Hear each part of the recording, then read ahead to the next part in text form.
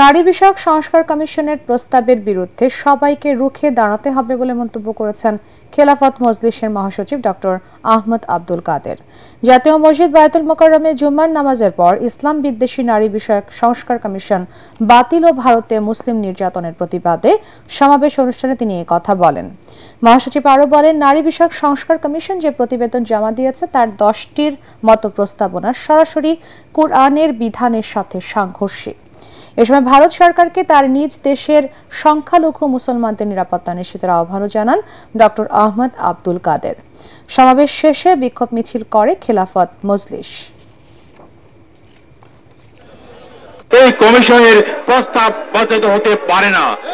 আমরা প্রধান উপদেষ্টাকে অনুরোধ করব, দ্রুত সঙ্গে আপনি এই কমিশন বাতিল করে নতুন কমিশন গঠন করুন।